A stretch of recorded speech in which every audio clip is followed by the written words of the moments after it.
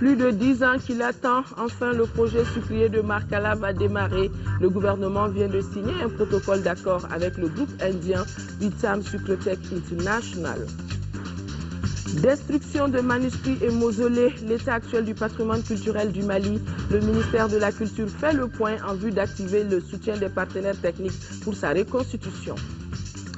Match décisif des Aigles face aux Amavubi du Rwanda ce dimanche ici à Bamako. Pas de faux pas s'ils veulent terminer tête de groupe, leur groupe, le groupe H. Nous sommes samedi 8 juin. Mesdames et messieurs, bonsoir et bienvenue dans cette édition que nous ouvrons par ce communiqué du ministère de la Communication. Le ministre de la Communication, porte-parole du gouvernement, informe les responsables des organes de presse et de médias et l'ensemble des professionnels de la communication que l'Assemblée nationale a adopté lors de sa séance plénière du numéro 2013-018 autorisant prorogation de l'état d'urgence jusqu'au vendredi 5 juillet 2013 à minuit, loi d'ailleurs publiée au journal officiel spécial numéro 5. Le ministre rappelle que les dispositions pertinentes du décret 2013-033 PRM du 11 janvier demeurent et stipulent des restrictions, notamment, premièrement, conférer aux autorités judiciaires compétentes ainsi qu'au ministre de l'Intérieur, aux gouverneurs de région et aux préfets le pouvoir d'ordonner en tout lieu des perquisitions de jour et de nuit. Deuxièmement, habiliter l'autorité administrative compétente à prendre toutes mesures appropriées pour assurer le contrôle de la presse et des publications de toute nature, ainsi que celui des émissions radiophoniques ou télévisées, des projections cinématographiques et des représentations théâtrales. Par conséquent, le ministre invite les responsables d'organes et tous les professionnels de la communication à œuvrer en toute responsabilité et strictement dans le cadre des dispositions en vigueur. Tout manquement aux dispositions suscitées exposera les valeurs, les auteurs aux sanctions prévues par la législation en vigueur. Aucune défaillance ne sera tolérée. Le ministre sait compter sur le professionnalisme et le patriotisme de l'ensemble des acteurs de la communication. Je vous le disais dans le titre, initié depuis plus de 10 ans, le projet sucrier de Marcala va peut-être connaître un début de réalisation. Le gouvernement vient, à travers le ministère de l'Industrie et du Commerce, de signer un protocole d'accord avec le groupe indien Vitam Sucrotech International. La cérémonie a eu lieu ce matin au ministère de l'Industrie et du Commerce. C'est un compte-rendu de Nando Dambélé. Le protocole d'accord qui vient d'être signé n'est point un protocole de plus. Il définit des actions précises à des dates et échéances claires visant 3 objectifs d'ici 3 mois. Pour les 2 signataires, le projet sucrier de Marcala est d'une importance capitale pour le pays. Nous pensons que le climat malien est très favorable à la culture de canne et par conséquent à la production de sucre, en plus d'être dans un marché sous-régional qui est déficitaire, donc qui offre des perspectives de développement pour des industriels comme nous. Le projet sucrier de Marcala à vocation agro-industrielle, conçu sous forme d'un partenariat public-privé, vise 3 objectifs. Mettre en place au Mali une industrie de sucre de classe internationale capable de concurrencer les importations et de produire à moindre coût suffisamment de sucre pour le marché national et pour la sous-région. Contribuer aux efforts du gouvernement visant à réduire la pauvreté et à accroître le revenu des paysans. Renforcer le lien entre le secteur industriel et le secteur agricole en vue de mettre en valeur nos énormes potentialités. D'un coût global de 300 milliards de francs CFA, le projet comporte un volet agricole avec la production de canne à sucre, un volet industriel avec la production de sucre, un volet social avec l'augmentation du revenu des paysans. Une fois mis en œuvre, le projet permettra de produire 1,5 million de tonnes de canne par an contre 200 000 tonnes de sucre par an.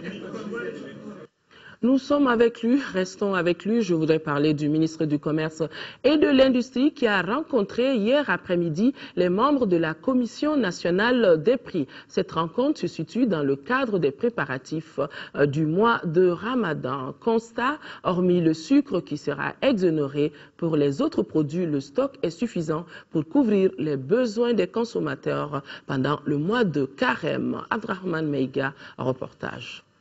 Il n'y aura pas de rupture de stock pour le mois de Carême 2013 et toutes les dispositions sont prises pour permettre aux Maliens d'observer le jeûne dans les conditions idoines. Tels sont les propos du ministre du Commerce et de l'Industrie au cours de cette rencontre avec les membres de la Commission nationale des prix. Une rencontre qui a permis de faire une revue des prix permettant de suivre leur évolution sur le marché. De même, elle a permis de faire le point des stocks disponibles sur le territoire national. En ce qui concerne la situation générale des denrées de première nécessité, selon le ministre du Commerce et de l'Industrie, les stocks disponibles restent satisfaisants. Ils couvrent respectivement 27 jours pour le riz, 92 jours pour le sucre, 33 jours pour le lait en poudre, 87 jours pour la farine de blé et 20 jours pour l'huile alimentaire. Nous avons été approchés par certains opérateurs économiques qui ont souhaité que nous puissions aussi agir un peu par rapport au riz. Demander au niveau du ministère de l'économie et des finances s'il est possible d'exonérer au moins de TVA l'importation du riz comme cela se fait dans certains pays de la sous-région. Notre réponse a toujours été non. Parce qu'il faudrait quand même aussi qu'on se dise la vérité. Le problème du Mali, c'est que chaque fois, au lieu d'aller vers des solutions pérennes, nous trouvons des solutions pour effectivement gérer les préoccupations du moment. Vous savez, le Mali est autosuffisant en riz à 80%. Contrairement aux années précédentes, pour 2013, une exonération est accordée uniquement à l'importation du sucre. Je crois que cette année, nous n'allons pas connaître de pénurie et surtout des prix vraiment exagérés du kilo de sucre. Dans tous les cas de figure, ces 66 000 tonnes que nous allons répartir entre les opérateurs du secteur vont faire l'objet de cahiers de charges entre les importateurs et le département du commerce et de l'industrie. Ces cahiers de charges vont préciser au niveau grossiste le prix et au niveau détaillant le prix. Cette rencontre a été également une occasion saisie par le ministre de l'Énergie et de l'Eau pour expliquer aux membres de la Commission nationale des prix les difficultés rencontrées par son département dans l'approvisionnement correct des populations en eau et en électricité. Makan Tunkara a largement fait état des dispositions prises par le ministère pour accroître l'accès du plus grand nombre de Maliens à ces ressources qui deviennent précieuses au mois de Ramadan. Visite de terrain pour le ministre de l'Agriculture, Baba Berté s'est rendu ce matin à Baguineda où il a visité les infrastructures de l'Office du périmètre irrigué de Baguineda. À l'OPIB, les infrastructures ont subi une forte dégradation, mais la motivation existe. Ce que nous dit Laurent Diakité dans son compte-rendu. Cette visite marathon du ministre de l'Agriculture a commencé par le barrage des Aigrettes qui relève le niveau de l'eau et 2 passes augmentant le débit du canal. La station de Sotuba qui partage l'eau du fleuve entre l'énergie du Mali et l'OPIB et l'abattoir de Savalibougou ont attiré l'attention du premier responsable de l'agriculture au Mali. Le ministre s'est rendu aussi sur une parcelle de culture de contre-saison de maïs et de riz avant de visiter le siphon de Koba. En effet, malgré une forte dégradation des infrastructures au niveau de l'OPIB, le ministre a dit que la motivation de visite, on ne peut s'empêcher de s'engager. S'engager soi-même à soutenir l'ensemble des acteurs de ce périmètre et à régler les problèmes qui se posent à eux.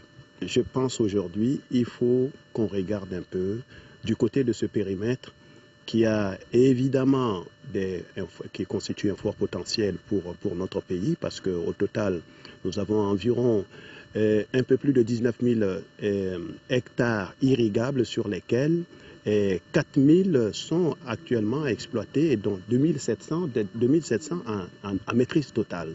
Le ministre a également visité le centre de football féminin For Hope de Baguida et rencontré ensemble les responsables de l'OPIB et les producteurs, rencontre au cours de laquelle il a mis l'accent sur les perspectives de développement de la zone de Baguida.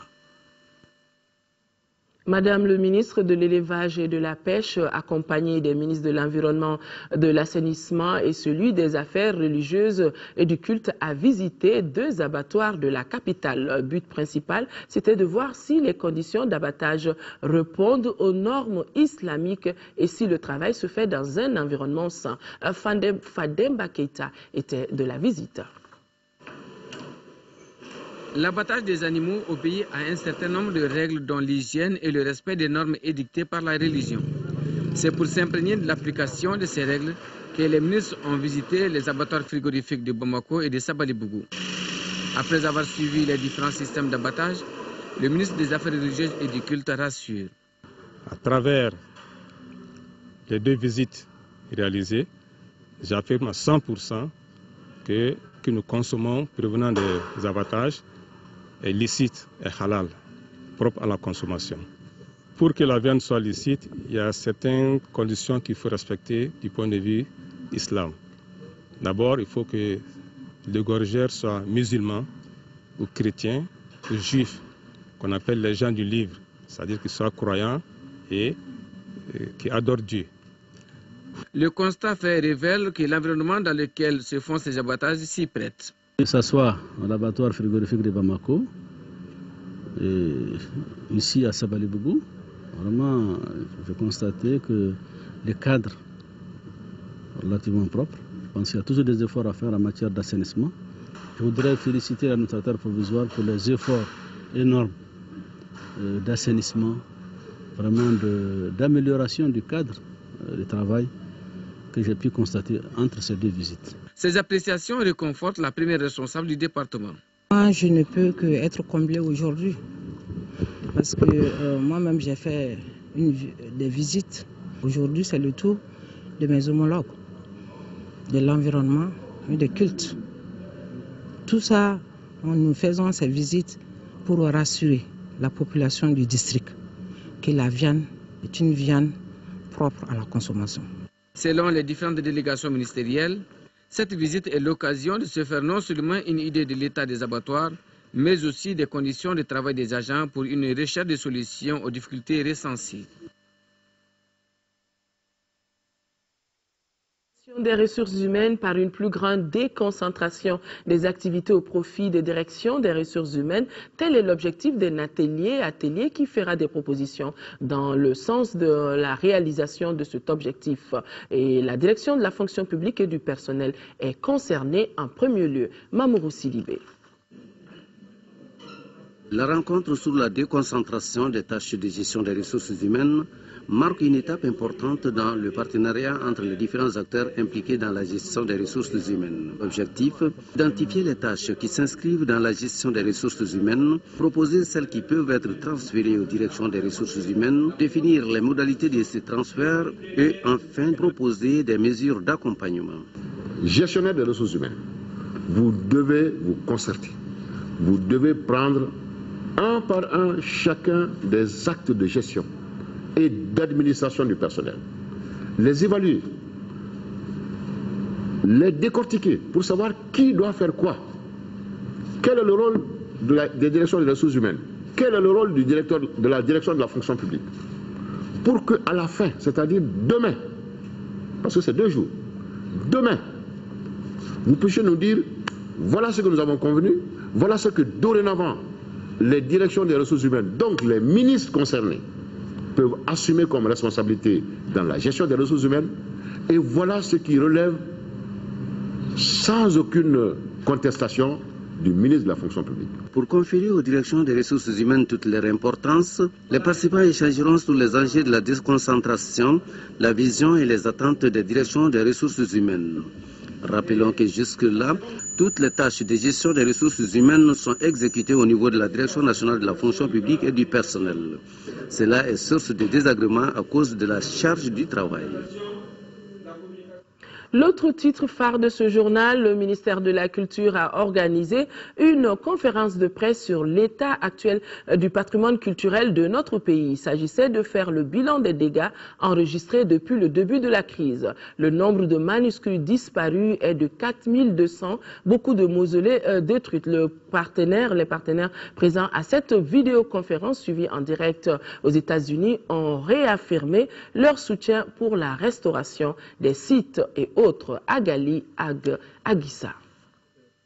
Dans le cadre de la résolution 2100 des Nations Unies consacrée au patrimoine du Mali, des experts nationaux et internationaux ont effectué des missions au Mali et dans certaines villes du pays pour évaluer les dégâts. Les rapports des différentes missions ont été portés à la connaissance des journalistes à travers cette conférence suivie en direct à New York. Nous nous sommes rendus compte que la situation était encore beaucoup plus alarmante que ce que nous avions pensé. C'est-à-dire qu'il y a eu encore plus de mausolées qui ont été détruits. Nous pensions qu'il y en avait moins, mais en réalité, il y en avait encore plus. Le besoin financier pour restaurer les 3000 manuscrits enregistrés au centre Ahmed Baba de Tombouctou est estimé à 11 millions de dollars, selon le directeur national. État de 200 manuscrits perdus.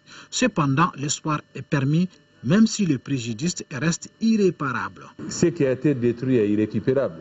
Ce qui aurait été emporté, il m'est revenu que les patrouilles militaires ont rencontré des éléments terroristes en possession de quelques malles de manuscrits dans l'intention de pouvoir trouver acquéreur. Nous, on est prêts et on a des fonds rapides et flexibles. On est prêt à contribuer avec des thématiques différentes. Et je crois qu'il faut engager surtout la reconstruction physique, la reconstruction culturelle et pour aider pour un meilleur demain. Même son de cloche chez le coordinateur résident des Nations Unies au Mali. Ce programme de réhabilitation et de préservation du patrimoine concerne toutes les régions, mais les efforts sont focalisés sur les régions du Nord dont le patrimoine culturel demeure le plus affecté.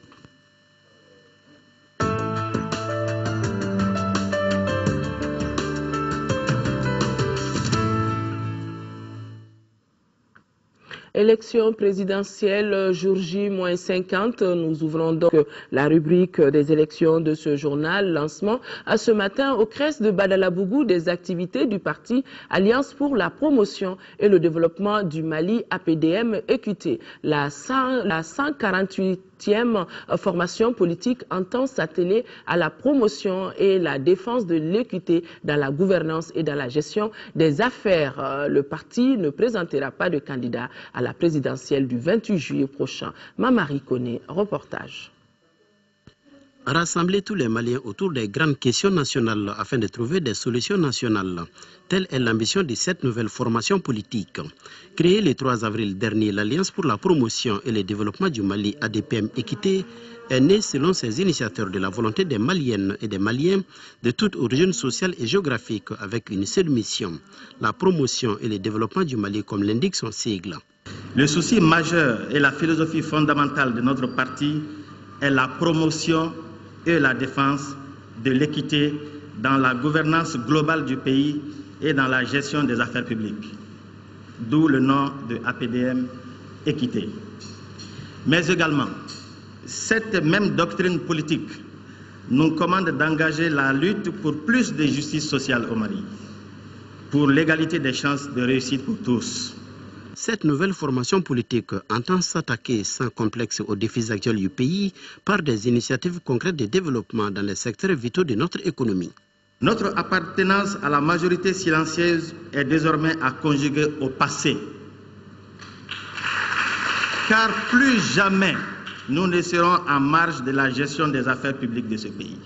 L'Alliance pour la promotion et le développement du Mali, ADPM Équité, peut compter sur les femmes et les jeunes. Une promesse faite par le président des jeunes et la présidente des femmes du parti qui promettent de s'investir pour son implantation. Si le parti ne présentera pas de candidats à la prochaine présidentielle, son premier responsable pense que le renouveau et la relance politique et économique au Mali sont possibles. Plusieurs partis politiques et associations amies ont adressé des messages de remerciement à la nouvelle formation politique avant d'exprimer la similitude des points de vue qu'ils ont avec la DPM Équité. La cérémonie de lancement a été mise à profit pour une communication sur les énergies renouvelables et l'énergie solaire qui peuvent augmenter la capacité énergique de notre pays. La PDM n'aura pas de candidat pour l'élection du 28 juillet prochain. Ce ne sera pas le cas pour le parti l'UFD et c'est Chaka Diarra qui sera le candidat au présidentiel de juillet prochain. Il a annoncé lors des activités marquant le 12e anniversaire du décès du père fondateur du parti de Maître Demba Diallo. Une cérémonie à laquelle étaient invités compagnons, parents et sympathisants du défunt. Notre reporter Mamourou Sidibé y était. Voici son compte rendu. Ce 12e anniversaire de la disparition de Maître Demba Diallo, père fondateur de l'Union des forces démocratiques, a rassemblé au siège du parti parents, compagnons de lutte et simples sympathisants. Pour le président, cette cérémonie est un devoir de mémoire pour l'homme. Demba Diallo, combattant infatigable de tous les temps, a une carrière patriotique et politique extraordinaire. C'est pourquoi le comité exécutif de l'UFD a décidé d'inscrire cet événement non seulement sous le signe de la reconnaissance du devoir pleinement accompli de l'homme, mais aussi sous le signe de la conquête du pouvoir par la voie démocratique, et cela à la mémoire de celui qui a tout donné pour l'avènement de la démocratie dans notre cher pays. La situation difficile que connaît notre pays n'a pas échappé au président du parti. Il a lancé un cri de cœur pour plus de cohésion sociale et internationale avec ses 102 conseillers et déclarant sa candidature au présidentiel de juillet prochain. Je tiens à rendre hommage au dévouement des sympathisants et militants de l'UFD qui ont permis non seulement de restructurer le parti en tenant des conférences régionales dans toutes les régions du Mali, de Kay à Kidal, avec l'occupation de tous les cercles du Mali. Mais aussi, l'importance décisive a été le choix d'un candidat à la prochaine présidentielle. En guise de rappel, cette candidature de l'UFD est maintenue et le parti se prépare activement. La solution aux problèmes que nous connaissons au Mali requiert la conjugaison des efforts de l'ensemble des forces vives de la nation, a-t-il conclu. Le ministre des Affaires religieuses et du culte a présidé la clôture de la campagne d'information et de formation sur la citoyenneté. La campagne a permis aux initiateurs de sensibiliser 400 jeunes leaders pour leur participation au processus électoral. Youssouf Diakité, compte rendu. Cette cérémonie consacre la fin de la campagne d'information et de formation sur la citoyenneté et l'islam en livre d'éducation civique. La campagne a permis à la COGEM, initiatrice de l'activité, de toucher plus de 160 médersa, sensibiliser 400 jeunes leaders sur l'importance de leur participation au processus électoral. Pendant la campagne, 14 000 livres d'éducation civique et morale en arabe ont été distribués dans les médersa. L'ambassade des États-Unis a été amenée à nous appuyer à organiser cette campagne. Et je précise que cette campagne a concerné le district de Bamako, à travers ces 6 communes, et les localités de Séléngué, Ségou, Sigasso, Mopti, Gao, Tombouctou et Kidal. L'initiateur du projet, non moins professeur d'arabe, Ibrahim Angoiba, estime que les arabisants sont des intellectuels au même titre que les autres. Les leçons qui sont importantes aujourd'hui, c'est la démocratie. Surtout comment les élèves de Médersa comprennent la réalité de la démocratie comme les élèves de français. Je trouve que ce projet nous trouve aux conjonctures de 3 valeurs partagées par le Mali et les États-Unis, soit une jeunesse active et engagée, soit l'éducation civique, sinon l'idée que chaque citoyen a sa responsabilité de jouer dans la démocratie, et soit les valeurs de nos religions et de notre tradition. Le ministre des Affaires religieuses et du culte s'est réjoui d'initiatives en faveur des médecins, en particulier de l'enseignement de l'islam en général. Le cercle de Tombouctou rentre dans la phase pratique de l'organisation de l'élection présidentielle. Superviseurs ou président, une cinquantaine membres des équipes remises des cartes Nina viennent de s'offrir au scrutin. De la pratique de l'organisation de l'élection présidentielle est jouée au niveau du cercle de Tombouctou. La session porte sur la quintessence même du processus électoral selon le gouverneur de région. À savoir le guide pour l'établissement des cartes électorales et le guide pour la remise des cartes Nina. Donc voici les deux thèmes principaux sur lesquels porteront la formation, qui sera dirigée par le conseil aux affaires administratives et juridiques du gouverneur et principalement par le préfet du cercle de Tombouctou, qui vont restituer les formations qu'ils ont reçues au niveau de Mopti et former d'autres qui vont être sur le terrain et bien acheminer tout ce qu'il y a comme procédure à exécuter.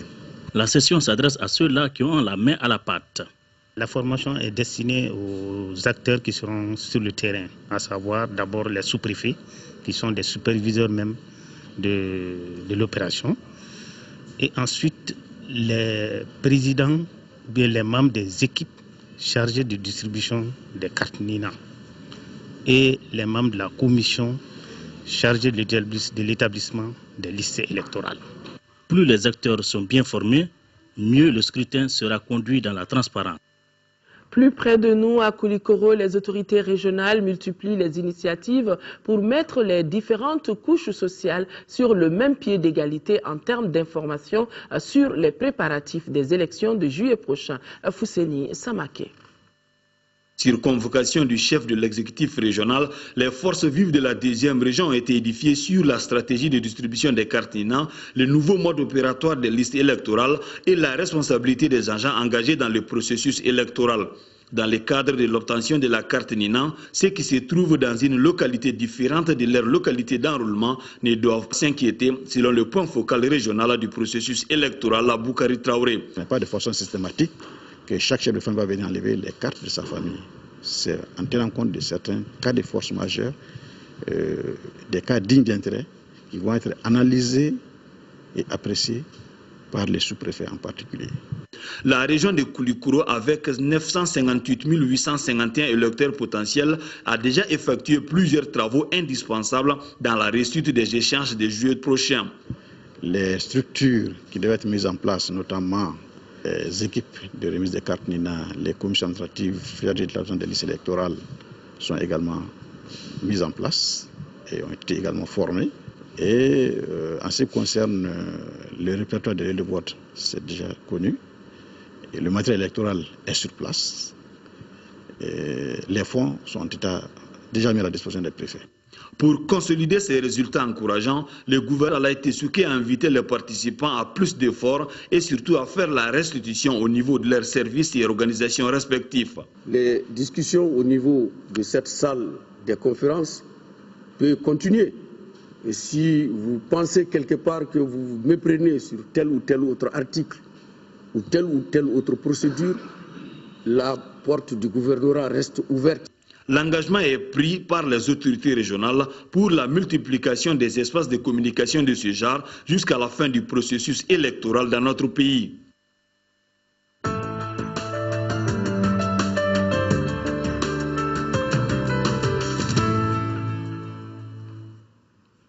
Nous l'avons signalé hier, la délégation de la Commission africaine des droits de l'homme et des peuples est en fin de séjour dans notre pays. C'était une mission d'enquête sur la situation des droits humains depuis l'éclatement de la crise. Avant de s'envoler, la délégation a tenu un point de presse suivi par Moussokoura Konaté. Les faits sont là en termes de mise entre les populations, y compris les militaires. Il faut maintenant établir la culpabilité des auteurs et rendre justice à toutes les victimes afin de réussir la réconciliation. C'est le point de vue de la délégation de la Commission africaine des droits de l'homme et des peuples en fin de mission au Mali. Nous notons avec préoccupation qu'il y a eu de nombreuses et graves violations des droits de l'homme au nord du Mali, notamment dans les régions de Gao, Tombouctou, Kidal et environ. Un rapport circonstancié de notre mission suivi de recommandations, sera soumis à la conférence des chefs d'État et de gouvernement de l'Union africaine en janvier 2014.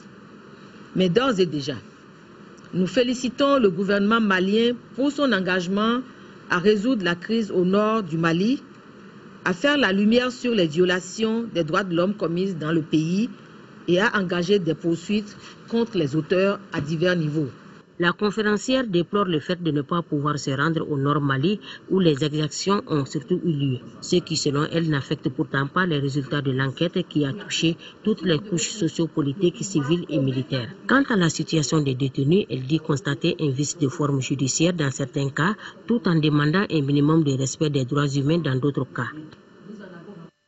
La mobilisation en faveur des forces armées de sécurité se poursuit.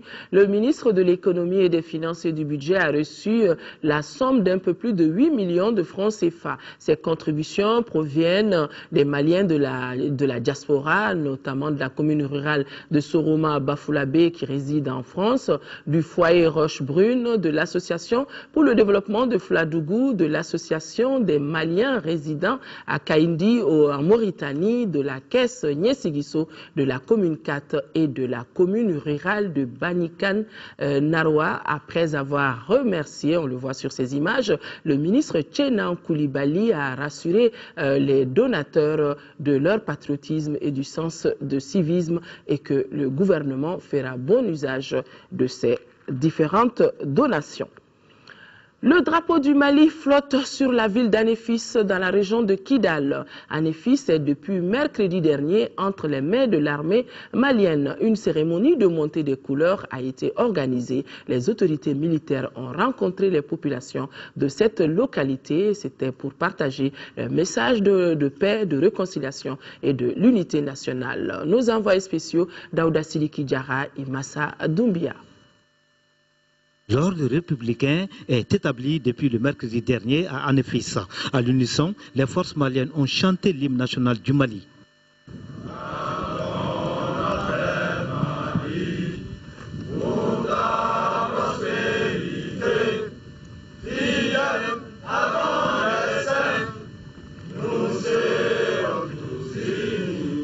L'émotion était grande au cours de cette cérémonie de montée des couleurs. Les drapeaux maliens flottent sur Anéfis. Cette opération de reconquête a été menée par le colonel-major El Hadji Gamou. Lui-même en personne, qui a mené les hommes sur le terrain, il est entré en ville, il a sécurisé la ville et ses abords et puis il est parvenu à repousser pleinement tous ces éléments ennemis avec son détachement, le volume de force qu'on avait avec lequel on est sorti de Gao. Après les combats, nos hommes se sont retrouvés sur la piste d'atterrissage. Voilà qui rassure les populations qui ont commencé à regagner leur domicile.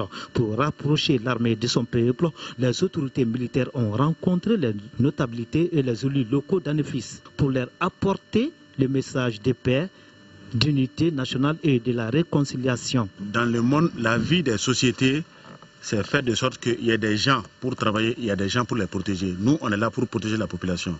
Ce que je vais vous dire, s'il n'y a pas de population à Anéfis ici, nous, on prend nos bagages, on s'en va. Il faut être ensemble. Pourquoi ils sont partis vous laisser? Amara n'est qu'un pays qui ne peut pas faire la sécurité de la population. Je ne peux pas dire à un pays comme ça, le Mali ne sera pas divisé. Il n'y en a même pas. Les populations se sont engagées à soutenir les forces armées maliennes dans leur mission de sécurisation. Nous sommes maliens depuis X temps. Et jusqu'à aujourd'hui, nous resterons maliens. Vraiment, tous ceux qui sont dans les entourages, qui n'ont qu'à se rapprocher de faire leurs travaux, soit leur commerce, ceux qui vont faire le pâturage, qui n'ont qu'à faire le pâturage. Cette nouvelle triste, un camion transportant des commerçants en partance sur Djebok dans la commune d'Anchawad a fait un tonneau hier très tôt à 15 km de la ville de Gao suite à une attaque. Le bilan provisoire est des morts et 44 blessés. Le chef de l'exécutif régional leur a rendu une visite au nom des hautes autorités du pays, Idrissa Koné, depuis Gao. Tout serait parti d'une attaque des bandits armés sur un véhicule Land Cruiser selon son chauffeur, un jeune arabe Ibrahim Ould Ousmane qui a perdu beaucoup de sang avant d'être admis tard à l'hôpital de Gao. Au vu de ce dernier couché dans le sang, le chauffeur du camion a mis le pied sur son accélérateur pour échapper aux mêmes bandits armés. Malheureusement, la pluie de la veille avait rendu la route impraticable et le camion a glissé en renversant passagers et bagages dans les ravins. C'est ce qui nous a conduit à ce drame dont le bilan est d'un mort et 44 blessés, dont 6 cas graves. Tout de suite, nous avons mobilisé tout le monde, on a mis les équipes en place pour directement faire la prise en charge. La prise en charge est totalement gratuite. Et aussi, nous sommes appuyés par le CICR qui fait aussi la prise en charge gratuite de ces malades. Les radios, les analyses, tout est en cours. Parmi les blessés graves, 3 souffrent de traumatisme cervical, de thorax et crânien. Conscient de la gravité de la situation, le chef de l'exécutif régional s'est rendu au chevet des malades et a présenté les condoléances des plus hautes autorités aux parents du disparu. Je remercie très sincèrement les partenaires et l'administration de l'hôpital. Et ensuite aux blessés, on les dit effectivement à ces blessés, prompt rétablissement. Et maintenant, notre parent qui nous a laissé, qui est décédé, à sa famille, on lui dit effectivement que la terre lui soit légère. Tout en saluant le personnel de l'hôpital, le général Diallo a rassuré les parents des blessés que les dispositions sont en cours pour évacuer sur Bamako les cas les plus urgents. L'actualité à Mopti, l'interprofession de la filière échalote oignon du Mali et le programme de compétitivité et diversification agricole viennent de procéder à Bandiagara au bilan de la campagne de commercialisation de l'échalote oignon de la région de Ségou et du cercle de Bandiagara. Aminata Touré, compte rendu. La commercialisation de l'échalote doit s'échelonner sur toute l'année. Elle s'effectue des zones de production aux zones de consommation constituées des centres-villes et les pays de la sous-région. Cette année, en raison de la situation de guerre qu'a connue le pays, la commercialisation a subi une baisse énorme de prix sur les marchés par rapport à l'année dernière. À l'ensemble du Mali, nous donnons une production de 296 642 tonnes, ce qui s'élève à 81 milliards 576 550 francs CFA, ce qui est déjà un grand poids pour cette filière. Malgré les difficultés liées aux problèmes d'emballage, de transport, de magasins de conservation et la crise du Nord, le bilan paraît positif. Par exemple, l'année dernière, on a beaucoup produit, mais il y a eu une très grande mévente. Mais cette année, on a produit moins, mais il y a eu excessivement de ventes. En conclusion, il ressort que pour permettre à l'interprofession de jouer pleinement son rôle dans les circuits de commercialisation, il est impératif d'organiser des missions commerciales de la filière en vue d'instituer la contractualisation entre producteurs et commerçants à travers les accords interprofessionnels. Dans le cadre des activités de la 14e édition de la quinzaine de l'environnement, le ministère de l'Environnement, en partenariat avec l'Agence de l'environnement pour le développement durable, a organisé une séance de causerie-débat sur la gestion des déchets plastiques. Et c'était en présence de notre reporter Garibou Pérou. Chaque année, des milliers de tonnes de sachets plastiques sont soit importés, soit produits au Mali. Leur gestion pour les producteurs et pour les consommateurs constitue une équation complexe. Ils sont d'abord non biodégradables et ensuite ils sont des polluants. Ils menacent dangereusement notre cadre de vie, notre environnement avec des conséquences avérées sur la vie humaine. La typologie même des déchets plastiques n'est pas comprise.